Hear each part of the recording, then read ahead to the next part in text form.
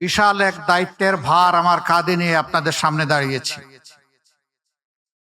এ দায়িত্ব নিঃসন্দেহে বাংলাদেশ জামাতে ইসলামীর পক্ষ থেকে নয়, এই দায়িত্ব ওই সমস্ত মানুষের পক্ষ থেকে যারা স্বাধীনতার ৫৪ বছরে তিলে তিলে স্বপ্নের জাল বুনেছিলেন যে তারা একটি সাম্য এবং ন্যায় ইনসাফের বাংলাদেশ পাবেন। তারা স্বপ্ন দেখেছিলেন শিশুরা জন্ম নেওয়ার পর তাদের পুষ্টি, পরিচর্যা এবং শিক্ষা তারা দুনিয়ার 10টা উন্নত দেশের মতোই পাবে। তাদের স্বপ্ন ছিল এমন একটি দেশ যেখানে একজন মাঝি সে যখন নৌকা নিয়ে নদীতে নামবে তখন সেখানে সে তার স্বপ্ন বাস্তবায়নের উপাদান খুঁজে পাবে। রাষ্ট্র তাকে সহযোগিতা করবে, সমাজ তাকে অভিনন্দিত করবে। স্বপ্ন ছিল একজন কৃষক সকাল থেকে সন্ধ্যা হাড় ভাঙা পরিশ্রম করবে দেশের মানুষের মুখে খাদ্য তুলে দেওয়ার জন্য, কিন্তু এর বিনিময়ে সে একটুখানি সম্মান পাবে, একটুখানি স্বীকৃতি পাবে। কৃষিক্ষেত্রে সে সরকারের পক্ষ থেকে যৌক্তিক সহযোগিতা পাবে। একজন শ্রমিক যখন কলকারখানা, মিল, ফ্যাক্টরি, ইন্ডাস্ট্রিতে যাবে অথবা নিজের গায়ের সমস্ত শক্তি ব্যয় করে যানবাহন চালাবে কিংবা টানবে, সে সময়েও সমাজের কাছ থেকে তার শ্রমের সে স্বীকৃতি পাবে এবং সে একটুখানি সম্মান পাবে। সে তার ঘর থেকে বের হওয়ার পর আবার ঘরে ফিরে আসবে নিরাপত্তার সাথে। একজন শিক্ষক যখন তিনি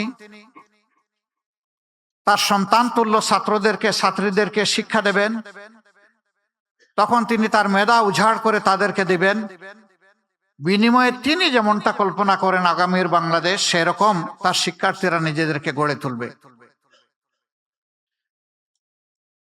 যারা ছাত্রছাত্রী তারা চিন্তা করেছে আমরা মায়ের পেট থেকে জন্ম নিয়েছি, মা যতটুকু পারেন আমাদেরকে শিক্ষা দিয়েছেন, বাকি শিক্ষার পূর্ণতা আমি আমার আপন আঙ্গিনা শিক্ষা প্রতিষ্ঠানে খুঁজে পাব।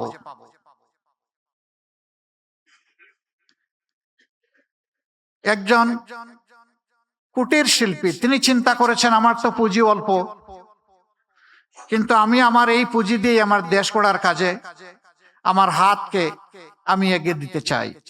বিনিময়ে আমি একটুখানি স্বীকৃতি এবং সম্মান চাই, আমি একটুখানি নিরাপত্তা চাই।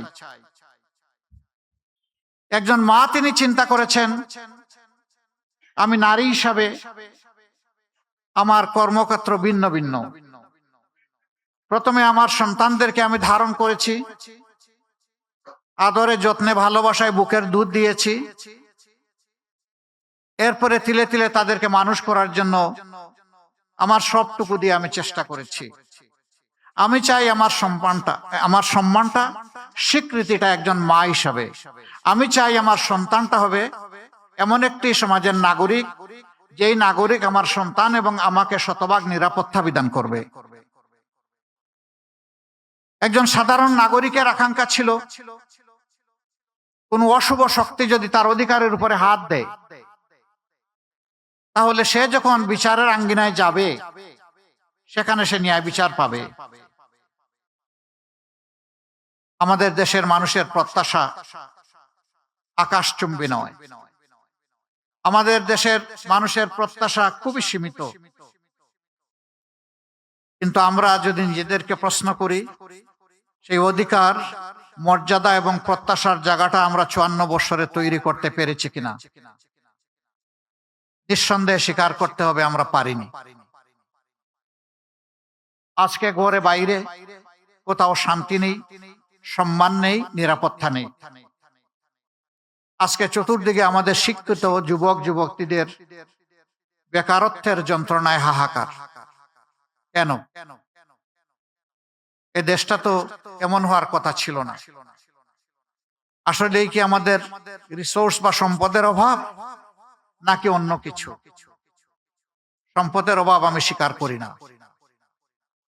অভাব যদি সম্পদের হতো, তাহলে 15.5 বছরে আমাদের দেশ থেকে 28.5 লক্ষ কোটি টাকা বিদেশে পাচার হলো কিভাবে? এই পাচারকৃত অর্থই শুধু লুটপাটের অর্থ নয়, এর বাইরে অজানা অনেক অর্থ রয়ে গেছে। আমাদের সংকট, আমাদের সমস্যা, আমাদের অভাব হচ্ছে দায়বদ্ধতা, সততা, চরিত্র এবং দেশপ্রেমের। এই জায়গাটা যদি সঠিক থাকতো, তাহলে অবশ্যই আমি কে এটা চিন্তা করার আগে আমি ভাবতাম আমার দেশটা কোথায়। আমরা রাজনীতিতে বলে থাকি খুব চড়া গলায়, ব্যক্তির চেয়ে দল বড়, দলের চেয়ে দেশ বড়। বাট ইনফ্যাক্ট আমরা কি 54 বছরে তার স্বাক্ষর রাখতে পেরেছি?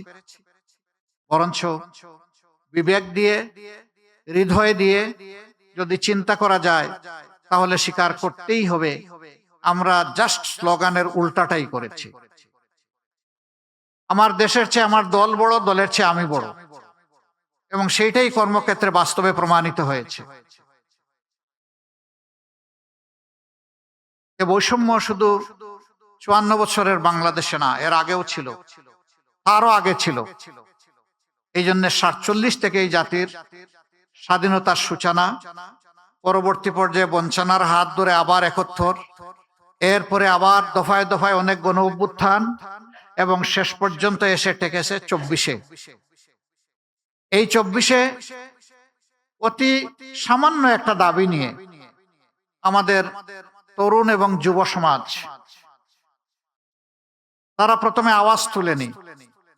তারা নিয়মতান্ত্রিক ভাবেই চেয়েছিল যে দাবি 18 সালে মেনে নেওয়া হয়েছিল, সেই দাবিকে পাল্টে ফেলা হয়েছিল নিজেদের নিয়ন্ত্রিত কোর্টের ঘাড়ে বন্দুক রেখে তৎকালীন সরকারের পক্ষ থেকে। এই জন্য 24 জুলাইতে আমাদের ছাত্র সমাজকে বাধ্য করা হয়েছে রাস্তায় নামতে। অযৌক্তিক কোটার সংস্কার সাধন করে যৌক্তিক কোটা এবং মেধার স্বীকৃতিকে নিশ্চিত করার জন্য তাদের এই দাবি ছিল। অতীতের মতোই সেই আবার গায়ের জোর, অস্ত্রের জোরে এই দাবিকেও দমিয়ে দেওয়ার চেষ্টা করা হলো। এই দাবি নিয়ে প্রথমে ঢাকা বিশ্ববিদ্যালয়ের ছাত্রছাত্রীরা তারা সোচ্চার হয়েছিল। পর্যায়ক্রমে সারা বাংলাদেশের 18 কোটি মানুষই তাদের সাথে সামিল হয়ে গেল, এবং এই দাবি আদায়ের পথে প্রথম যে বাঁক ছিল, টার্নিং পয়েন্ট ছিল 15 জুলাই রাতের বেলা ঢাকা বিশ্ববিদ্যালয়ে, যখন ছাত্রীদের উপর অত্যন্ত পৈশাচিক নির্মম কায়দায় তৎকালীন ফ্যাসিস্ট সরকারের লেলিয়ে দেওয়া লোকেগুলা ঝাঁপিয়ে পড়েছিল। আমাদের মেয়েদের গায়ে হাত লাগার সাথে সাথে সারা বাংলাদেশ সেদিন জ্বলে উঠেছিল। প্রতিটি ঘর থেকে প্রতিবাদের আওয়াজ উচ্চারিত হয়েছিল।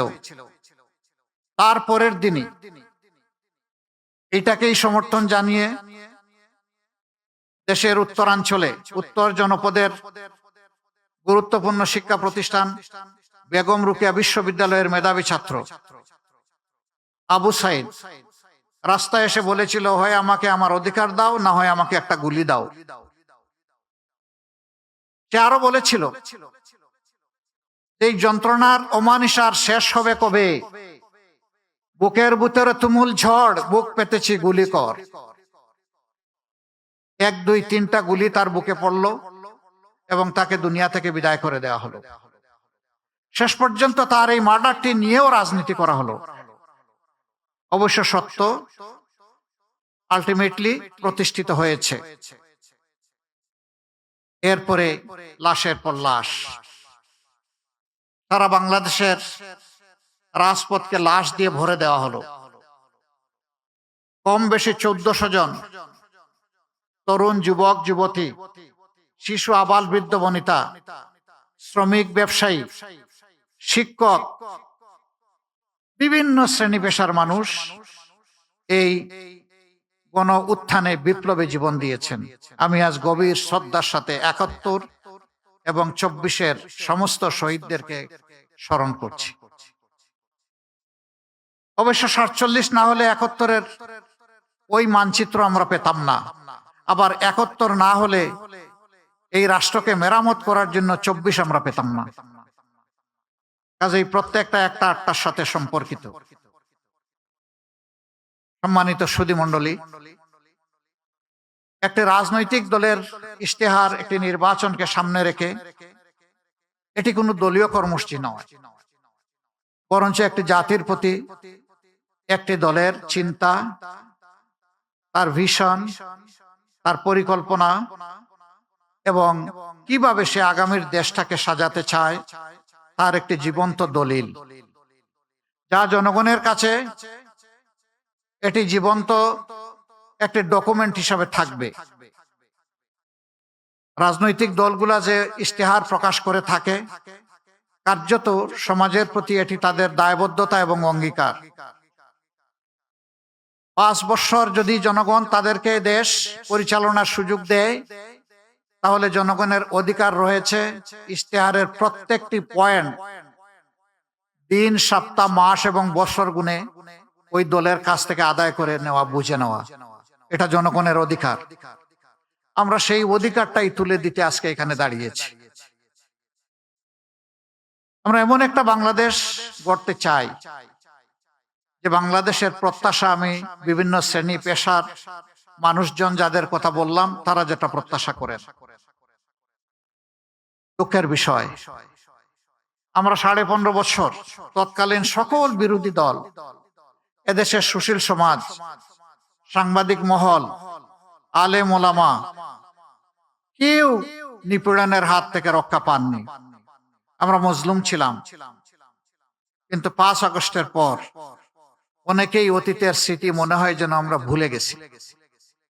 আমরা যদি স্মরণ রাখতাম, তাহলে জুলাই যোদ্ধাদেরকে আমরা কলিজার ভিতর থেকে আমরা তাদেরকে সম্মান করতাম, ভালোবাসতাম, তাদের আকাঙ্ক্ষাকে ধারণ করতাম, কনসিভ করতাম, আর তাদের আকাঙ্ক্ষা বাস্তবায়নে নিজেরা অঙ্গীকারবদ্ধ হয়ে এগিয়ে আসতাম। হ্যাঁ, কেউ এসেছি, কেউ আসতে পারেনি।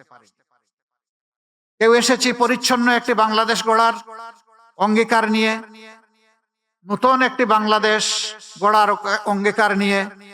যে পথে বাংলাদেশ চলছে সেই পথ থেকে বাংলাদেশকে রাজপথে, রাজনীতির রাজপথে উঠানোর অঙ্গীকার নিয়ে।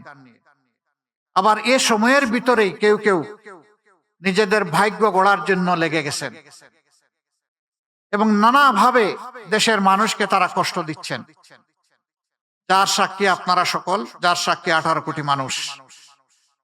আমরা বড় বিনয়ের সাথে তাদেরকে অনুরোধ করেছিলাম, আমরা ছিলাম মজলুম, আমরা যেন কোনো অবস্থাতে না হই জালিম। মজলুম তো মজলুমের দুঃখ বুঝবে, মজলুম জালিম হবে কেন? আমি জানি না আমাদের এই আবেদন সবাইকে আমরা বুঝাতে পেরেছি কিনা। আজকে আমি একজন আহত সৈনিক। গত কয়েকদিন ধরে দেখেছেন যে আমার উপর চতুর্দিক থেকে মিসাইল নিক্ষেপ করা হচ্ছে। আমি কোনো অ্যান্টি মিসাইল ইউজ করব না, বরঞ্চ আমার রাজনৈতিক সহকর্মীদেরকে আজকে আপনাদেরকে সাক্ষী রেখে যারা সম্পূর্ণ অন্যায়ভাবে আমার চরিত্র হনন করেছেন, আমি তাদের সবাইকে ক্ষমা করে দিলাম। কারণ আমার রক্ত এবং মেজাজের সাথে প্রতিশোধ মানায় না, যায় না। আমি প্রতিশোধের রাজনীতিতে বিশ্বাস করি না। আমি বিশ্বাস করি, আমি যদি আমার কোনো সহকর্মীকে, বন্ধুকে, ভাইকে তার ভুলের জন্য ক্ষমা করতে পারি, তাহলে আমিও সমাজের কাছে একদিন আমার ভুলের জন্য ক্ষমা আশা করতে পারি। কিন্তু সেই আমি মানুষটাই যদি প্রতিশোধের রাস্তা ধরে হাঁটতে চাই, তাহলে আমার উপর থেকে আরেকজনের প্রতিশোধ নেওয়ার অধিকার তৈরি হয়ে যায়। এই প্রতিশোধ, প্রতিহিংসার রাজনীতি করে করে আমাদের সমাজকে, দেশকে অনেক ক্ষতি করে ফেলেছে। ওই পিছনের রাজনৈতিক কালচার আর ধারণ করে চলতে চাই না। ওগুলাকে সম্পূর্ণ পিছনে ফেলে যুব সমাজের হাত ধরে এখন সামনে এগিয়ে যেতে চাই। আমি বিলিভ করি আমাদের যুব সমাজ অনেক পটেনশিয়াল। আমাদের যুব সমাজ আমাদের চাইতে অনেক ফ্রেশ। তারা অনেক ইনোভেটিভ এবং প্র্যাগমেটিক। তারা পারবে ইনশাআল্লাহ। যেভাবে তারা পেরেছে জুলাইতে, ওভাবেই পারবে আগামীর একটা বাংলাদেশ গড়ে দিতে। সেই যুব সমাজের প্রত্যাশাকে, আকাঙ্ক্ষাকে ধারণ করেই আমরা আমাদের ইশতেহার রচনা করেছি। ইশতেহার রচনা করেছি মায়ের জাতিকে সম্মান দেওয়ার জন্য। ইশতেহার রচনা করেছি শিশুদেরকে নিরাপদ আবাসভূমি তৈরি করে দেওয়ার জন্য, তার মেধা বিকাশের উপযুক্ত পরিবেশ নিশ্চিত করার জন্য। আমরা তৈরি করেছি সুস্থ জাতি গঠনের জন্য শারীরিক সুস্থতার প্রয়োজনে যা দরকার সেই সমস্ত সার্ভিস নিশ্চিত করার জন্য। আমরা যে কৃষকরা আমাদের মুখে খাবার তুলে দেন, সেই কৃষকদের জীবনে আমরা বিপ্লব আনতে চাই। আমরা চাই না পুরানা ধাঁচের সেই কৃষিতে তারা পড়ে থেকে অতি অল্প পুঁজি নিয়ে হামাগুড়ি খাবেন। বরঞ্চ বিশ্বের অনেক দেশ আমাদের বহু পরে স্বাধীনতা লাভ করার পরে কৃষিতে তারা বিপ্লব সাধন করেছে। এক সময় তাদের দেশ ছিল আমাদের মতো ইম্পোর্ট ডিপেন্ডেন্ট, এখন তারা হয়ে গেছে এক্সপোর্ট ওরিয়েন্টেড। আমরা পারবো ইনশাআল্লাহ। বিশ্বে অন্য কেউ পারলে আমরাও পারবো। এবং আমাদের মানুষেরা প্রমাণ করেছে এদেশের মানুষ ভালো। তো সমস্যাটা কোথায়? মানুষ যদি ভালো হয় দেশ কেন আগায় না? দেশ তো আগাবে। বাংলাদেশ নামক উড়োজাহাজের ককপিটে যারা বসে আছেন তারা যদি প্রপারলি ডাইভ করেন, তা না হয় দেশ আগাবে। প্যাসেঞ্জার তো আগায় নিতে পারবে না। প্যাসেঞ্জার তো জার্নি এনজয় করবে। আমাদের সমস্যা ওই জায়গায়, সমস্যা আমাদের মাথাগুলোতে। ওই মাথাগুলো আমাদের ঠিক হওয়া উচিত। আর মাথাগুলো ঠিক হওয়ার জন্য আমাদের সততা এবং কমিটমেন্ট লাগবে। আমরা কোন দলীয় সরকার কায়েম করতে চাই না। এই কয়েকদিন জনসভায় অত্যন্ত স্পষ্টভাবে জনগণকে বলেছি, আমি জামাতে ইসলামীর বিজয় চাই না, আমি 18 কোটি মানুষের বিজয় চাই। আমি কোন গোষ্ঠ পরিবারতান্ত্রিক কোন রাজনীতিতে বিশ্বাস করি না। আমি বিশ্বাস করি জনতার রাজনীতিতে, জনগণের রাজনীতিতে। এই জন্য আমাদের ইশতেহার তৈরিতে আমরা জনতার কাছে তাদের অভিপ্রায়, অভিমত, আকাঙ্ক্ষা এবং তাদের পরামর্শ আমরা চেয়েছি। এই ইশতেহার তৈরিতে বিপুল সংখ্যক মানুষ, লক্ষ লক্ষ মানুষ আমাদেরকে তাদের মত দিয়ে, পরামর্শ দিয়ে সহযোগিতা করেছেন। যারা ইশতেহার তৈরি করেছেন আর ইশতেহার তৈরিতে এইভাবে সহযোগিতা করেছেন, আজকের এই মুহূর্তে আমি তাদের সকলের প্রতি গভীর শ্রদ্ধা নিবেদন করছি। তারা আমাদেরকে উৎসাহিত করেছেন, তাদের চিন্তাগুলো আমরা বুঝতে পেরেছি। তৃণমূল থেকে সর্বোচ্চ পর্যায়ের মানুষেরা আমাদেরকে সহযোগিতা করেছেন। আমাদের যে ইশতেহার, এই ইশতেহার হবে ইনশাআল্লাহ জনবান্ধব, ব্যবসা বান্ধব, শান্তি বান্ধব, শৃঙ্খলা বান্ধব। আমরা আমাদের ব্যবসার ক্ষেত্রে অবশ্যই প্রাইভেট ভেঞ্চারকে আমরা বেশি উৎসাহিত করব। এটা দেশি এবং বিদেশি। শিল্প মালিক যারা হবেন তাদেরকে আমরা সমাজের আইকন হিসাবে কবুল করব। আর এই মালিকেরা যারা লক্ষ লক্ষ শ্রমিককে চাকরি প্রোভাইড করেন, তারা কার্যত লক্ষ লক্ষ পরিবারের মুখে খাবার তুলে দেন। আমরা সেই শিল্পগুলোকে শিশুর মতো কুলে তুলে লালন করব ইনশাআল্লাহ। শিশুকে যদি আমরা আজকে ভালোভাবে পরিচর্যা করি, এই শিশু বড় হয়ে তখন আমাকে পরিচর্যা করবে। আমরা শিল্পকে এই কারণেই নিউবর্ন বেবির মতো আমরা নার্চার করব, যে তারাই আগামীতে ইনশাআল্লাহ এই দেশটাকে সুন্দরভাবে গড়ে দিবেন, আমাদের যুবক যুবতীদের হাতে কাজ তুলে দেবেন। এই ক্ষেত্রে আমাদের পলিসি হবে মালিক পক্ষ এবং শ্রমিক পক্ষকে মুখামুখি করা নয়। বরঞ্চ সমন্বয় করে হাতে হাত ধরে বুঝানো, শিল্প বাঁচাতে হলে শ্রমিককে বাঁচাতে হবে, আর শ্রমিকদেরকে বুঝাতে হবে যে যদি শিল্প বাঁচে তাহলে তুমিও বাঁচবা। সুতরাং শিল্পকে নিজের সন্তানের মতো ধারণ করো। আর মালিকদেরকে আমরা অনুরোধ করব তারা যেন তাদের যারা শ্রম বিনিয়োগ করেন তাদেরকে যেন তাদের সন্তানের মতো ধারণ করেন। তারা একটুখানি সম্মান চায়, একটুখানি ভালোবাসা চায়, একটুখানি কর্ম পরিবেশ চায়। বিশেষ করে মহিলা শ্রমিক যারা থাকবেন, নারী শ্রমিক, তাদের জন্য কর্মঘণ্টার ব্যাপারে আমাদের একটা প্ল্যান আছে, আমরা বলেছি। পর্যায়ক্রমে সেটা ইনশাল্লাহ বাস্তবায়িত হবে। এটা যখন বললাম কারো কারো কপালে চিন্তার ভাঁজ, আর কেউ কারো কারো উল্লাস যে এই একটা ভালো পয়েন্ট পেয়েছি, এবার আরেকটা মিসাইল মেরে দিব জামাত ইসলামের উপর। হলো, দুটাই হলো। চিন্তার ভাঁজ যারা ব্যবসা এবং শিল্পের মালিক, তারা চিন্তা করেছেন 5 ঘন্টা কাজ করে যদি 8 ঘন্টার বেতন হয় তাইলে আমি পুষাবো কিভাবে? না, আপনি দিবেন কেন? তিনি যে কয় ঘন্টা এখানে শ্রম দিবেন সেই কয়েক ঘন্টার আপনি দিবেন, বাকিটা সরকারের দায়, সরকারকে দিতে হবে। মায়েরা সমাজ গড়ে দিবেন আর মায়েদেরকে এটুকু সম্মান আমরা দেখাবো না? এটা হতে পারে না। দুনিয়ার বহু দেশে এটা 6 ঘন্টা, 4 ঘন্টা, 5 ঘন্টা। অনেকে আওয়াজ তুললো, এমনিই নারীরা কর্মক্ষেত্রে সুযোগ পায় কম। এখন যখন নিয়োগকর্তা দেখবে যে তাদের কর্মঘণ্টা কম, তখন আর নিবেই না। কিন্তু তারা এটা চিন্তা করেননি।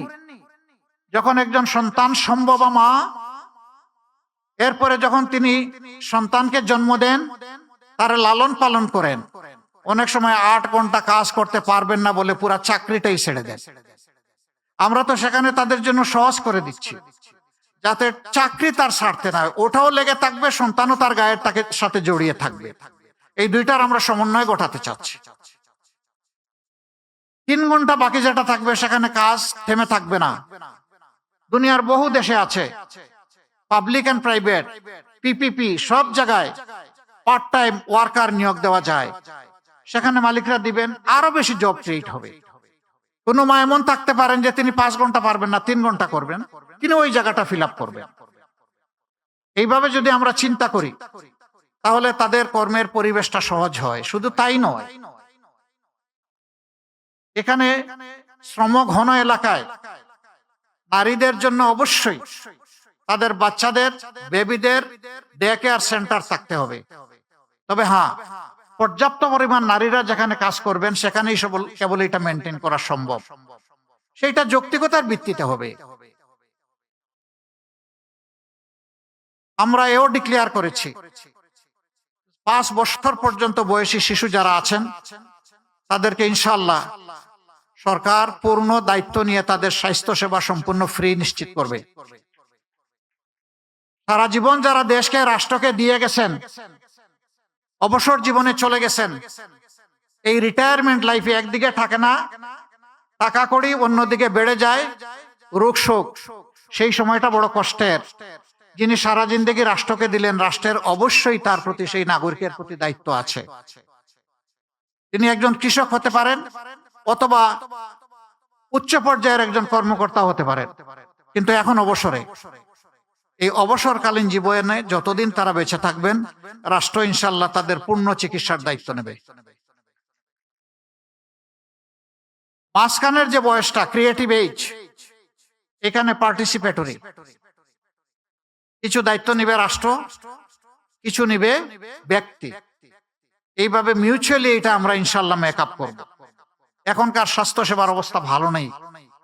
তাও রাজধানী টাউনে যেটুকু আছে, মফস্বল টাউনে ওঠাও নেই। আমাদের অঙ্গীকার হচ্ছে 64 জেলার সব জায়গায় মেডিকেল কলেজ আমরা গড়ব ইনশাল্লাহ। এবং সেই মেডিকেল কলেজগুলা গড়ার মাধ্যমে আমরা স্কিল ম্যান পাওয়ার ডেভেলপ করব। তারপরে ওই জেলা কেন্দ্রে বিশেষায়িত সরকারি হাসপাতাল থাকবে। সেখানে সবার জন্য ফ্রি হয়তো হবে না, কিন্তু গলা কাটাও হবে না। চিকিৎসা নিতে গিয়ে গলায় কাটা ডুববে না।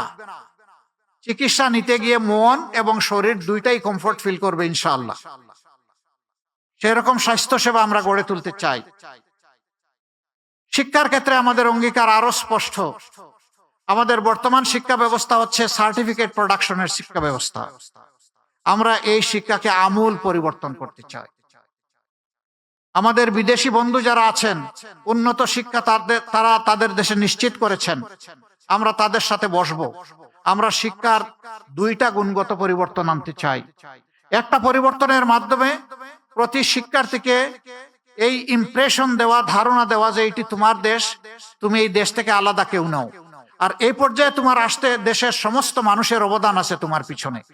অতএব তোমার দায়িত্ব আছে, তুমি যখন শিক্ষিত হয়ে গুণী হয়ে যখন তুমি কিছু করার বয়সে পৌঁছবা, তখন এই জাতির ঋণ তোমাকে পরিশোধ করতে হবে। শিক্ষার মাধ্যমে এই মোরাল লেসনটা আমাদের শিক্ষার্থীদের মাধ্যমে আমরা দেওয়ার চেষ্টা করব। এরকম শিক্ষার্থী যারা আসে, আমি নিশ্চিত তারা তাদের দেশকে অবশ্যই ভালোবাসবে।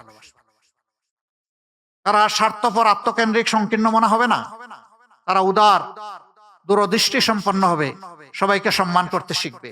সবার হক তাদেরকে দেওয়ার জন্য সে তার সবটুকু উজাড় করে চেষ্টা করবে। এর সাথে আমরা প্রফেশনাল এডুকেশন, যেই এডুকেশন বেকার তৈরি করবে না, বরঞ্চ যেই এডুকেশন প্রত্যেকটি ক্ষেত্রে দক্ষ জনবল তৈরি করবে।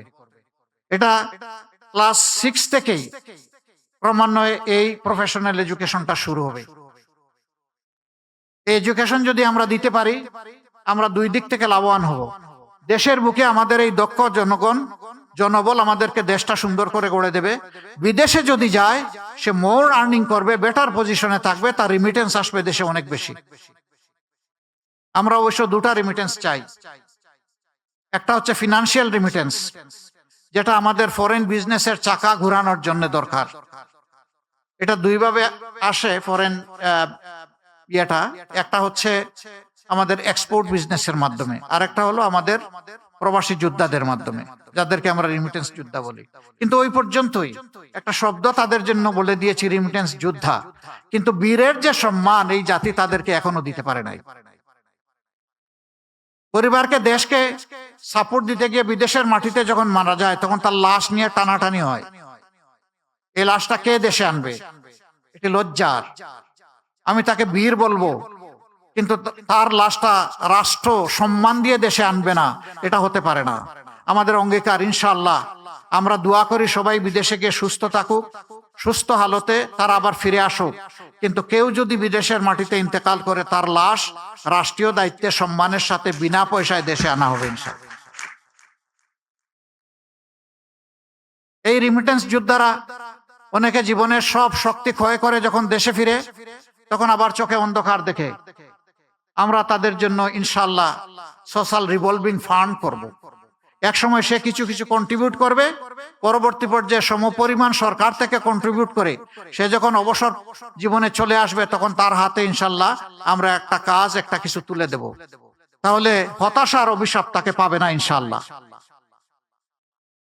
আমরা আমাদের যুবকদেরকে বলেছি, অবশ্যই তোমাদেরকে আমরা বেকার ভাতা দিতে পারবো না। আমরা বিশ্বাস করি বেকার ভাতা তোমাদেরকে অপমান করার শামিল। তোমরা কাজ দিয়ে নিজেদেরকে গড়বা, দেশটাকে গড়বা। আমরা আমাদের যুবকদেরকে কিভাবে দেখতে চাই? আমাদের যুব সমাজকে বাংলাদেশ নামক উড়োজাহাজের ককপিটে দেখতে চাই। ওখানে তাদেরকে ক্যাপ্টেন হিসেবে বসিয়ে দেব, আর আমরা বসবো ইনশাআল্লাহ সেদিন প্যাসেঞ্জার সিটে। এই যুব সমাজ দেশটাকে সামনের দিকে এভাবে এগিয়ে নিয়ে যাবে ইনশাআল্লাহ। দুইটা সমাজের দুইটা পিছিয়ে পড়া জনগোষ্ঠীর কথা না বললে আমি আমার বিবেকের কাছে দায়বদ্ধ থাকব। একদল মানুষ যারা রাস্তাঘাট পরিষ্কার করেন, যাদেরকে আমরা পরিচ্ছন্নতা কর্মী বলি, তারা মানবেতর জীবনযাপন করে, এটা বড় কথা নয়। তাদেরকে মানবিক মূল্যটা মোটেই দেওয়া হয় না। ইনশাআল্লাহ আমরা তাদের জীবনকে তুলে আনবো আল্লাহ চাই। আমরা প্রমাণ করব তারাও মানুষ, আমরাও মানুষ, এবং প্রমাণ করব সরকার যারা পরিচালনা করে এদের মাঝে মানবিক একটা মন আছে, হৃদয় আছে। চা বাগান, সেই এলাকাগুলো চট্টগ্রামে আছে, সিলেটে আছে, পঞ্চগড়ে আছে, মৌলভীবাজারে আছে, বিভিন্ন জায়গায় আছে। এদের জীবন যদি দেখেন, চোখে পানি আসবে। তারা কি মানুষ নয়? তারা এদেশের নাগরিক নয়? যদি তারা এদেশের নাগরিক হয়ে থাকে, মানুষ হয়ে থাকে, তাহলে তাদের এই অবস্থা হবে কেন? তাদের জীবন মানে ইনশাআল্লাহ, আল্লাহ যদি আমাদেরকে সুযোগ দেন, আমরা যুগান্তকারী বিপ্লবিক পরিবর্তন আনবো। তাদের সন্তানেরাও একদিন এমন ভাবে বেড়ে উঠবে যে ওই চা বাগান থেকে বেরিয়ে আসা একজন মানুষ, সেও দেশের প্রধানমন্ত্রী হবে ইনশাআল্লাহ। তাহলেই সমাজের প্রতি ইনসাফ হবে। আমাদের এখানে পাহাড় সমতল নিয়ে কথা আছে। দেশ খুবই ছোট, বিপুল সংখ্যক জনবল আমাদের। এই দেশে পাহাড় এবং সমতলের ব্যবধান আমরা ঘুচিয়ে সমতল করতে চাই। এই রেষারেষি হিংসা দূর করতে চাই। পাহাড়ে যারা বসবাস করেন তারা যদি তাদের ন্যায্য পাওনা থেকে বঞ্চিত হয়ে থাকেন, তাহলে অগ্রাধিকার ভিত্তিতে আমরা তাদের হাতে তাদের পাওনা তুলে দেব ইনশাআল্লাহ। তারা যেন আস্থা এবং গর্বের সাথে মনে করে এই দেশটা আমার, এ দেশ আমাকে গড়তে হবে। কিন্তু হয়তোবা কিছু ক্ষেত্রে তাদের ন্যায্যতা থেকে তারা বঞ্চিত হওয়ার কারণে তাদের এই দুর্বল জায়গায় টোকা দিয়ে কেউ কেউ তাদেরকে খেপিয়ে তুলে দেশের বিরুদ্ধে ক্ষতি করার চেষ্টা করে, এবং পাহাড়ে একটা অশান্তি লেগে আছে। আমরা সেই অশান্তি আর দেখতে চাই না। আমরা এই অশান্তির অবসান চাই। এই পাহাড় রক্ষা করতে গিয়ে আমার জানা মতো 10,000-এর অধিক সেনাবাহিনীর সদস্যদেরকে জীবন দিতে হয়েছে। কেন কেন আমার দেশের বুকে এত সেনা সদস্যকে জীবন দিতে হবে? এর পিছনে কারণ কি? এগুলা খুঁজে বের করে এর যৌক্তিক সমাধান করা হবে, যেই সমাধান পেয়ে সবাই আনন্দিত হবে ইনশাআল্লাহ। আমরা এইভাবে দেশটাকে আমাদের কল্পচিত্রে আমরা বিবেচনায় নিয়েছি। বাকি ডিটেইলস ইনশাআল্লাহ এই ইশতেহার তৈরিতে যারা সহযোগিতা করেছেন তারা আমাদের ওয়েবসাইটে আপলোড করেছেন, বাংলা এবং ইংলিশ। আমরা আজকে শর্ট ভার্সনটা কিছু আপনাদের হাতে তুলে দিতে পারবো। মিডিয়াম ভার্সনও সামান্য তৈরি হয়েছে, কিন্তু ডিটেইলস ভার্সনটা আমাদের ওয়েবসাইটে আপনারা ব্রাউজিং করলে ইনশাআল্লাহ পেয়ে যাবেন। কিউআর কোড আছে, সেটা আপনাদের হাতে আমরা সাপ্লাই দেব, এবং আপনারা আশা করি সেখান থেকে সমস্ত ইনগ্রেডিয়েন্ট উপাদানগুলো পেয়ে যাবেন ইনশাআল্লাহ। এই ইশতেহার, আমি আবারও বলছি, কোনো দলের নয়, জনগণের, বিভক্তির নয়, ঐক্যের পিছনের নয়, সামনে এগিয়ে যাওয়ার।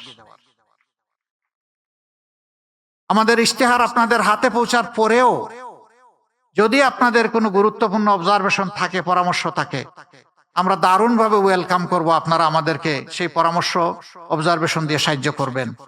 কারণ মানুষের জ্ঞান পারফেকশনে কখনো পৌঁছবে না, আর জানার কোনো শেষ নাই। আমি একজন লার্নার হিসাবে আপনাদের কাছ থেকে যদি শিখতে পারি, আমি আমার নিজেকে ধন্য মনে করব ইনশাআল্লাহ। আমি শিখতে চাই, আপনাদের কাছ থেকেই শিখতে চাই। আমি 18 কোটি মানুষের কাছ থেকে শিখতে চাই, যাতে তাদের একজন হয়ে তাদের জন্য কাজ করতে পারি। আমরা তাদেরকে শিখলে, রিড করলেই আমরা পারবো, আদারওয়াইজ আমরা পারবো না। আজকে যারা মূল্যবান সময় ব্যয় করে এখানে এসেছেন, আমাদেরকে আপনারা উৎসাহিত করেছেন, আমি আমার এবং প্রিয় সংগঠনের পক্ষ থেকে আপনাদেরকে একদম হৃদয় উজাড় করা অভিনন্দন, ধন্যবাদ এবং কৃতজ্ঞতা জানাচ্ছি। আমরা একসাথে চলবো। আমাদের স্লোগান, চলো একসাথে গড়ি বাংলাদেশ। আল্লাহ সবাইকে ভালো রাখুন। ভাই বোনেরা যারা এসেছেন, আল্লাহ সকলের মর্যাদা বৃদ্ধি করে দিন, এবং সবাই মিলে ইনশাআল্লাহ আমরা আগামীর বাংলাদেশ গড়ব। আসসালামু আলাইকুম, গুড ইভিনিং এগেইন।